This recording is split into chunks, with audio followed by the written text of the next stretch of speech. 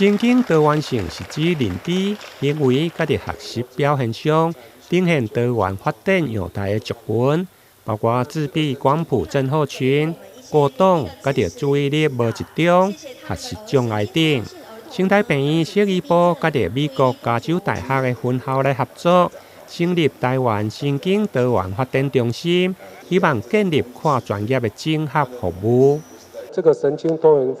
發展呢，它跟過去的觀念不一樣了，它強調的是我們大腦的發展，本身就存在一些差異性跟多樣性啊，它不是疾病，它也不是缺陷，它本來就是人類發展的一種對多樣性的哈。那所以它更需要我們更多的理解，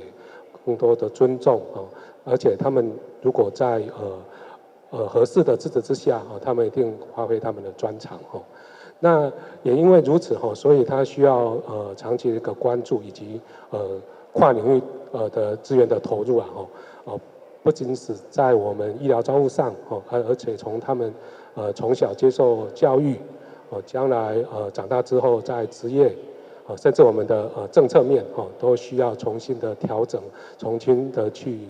審視啦哈。生態平醫院長李錦華嘛表示，台灣神經多元發展中心是參考美國加州大學洛杉磯分校的神經多元發展友善門診的服務模式，甲着臨床的經驗，整合醫療、心理、教育甲着社會支持的資源，發展符合國內需求的服務模式。近年來，我們大家也都知道，其實全球兒童的健康的趨勢已經慢慢的從存活到能夠自我成就跟社會成就的領域去發展。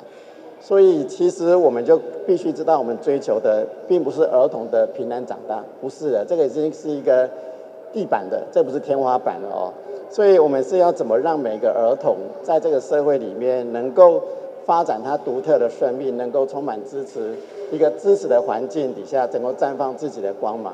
在醫療專業、國際經驗，甲佇民間的支持，生態平醫適宜部醫師陳立文嘛表示，未來醫療的模式不只是正常的治療，而是專項支持的發展。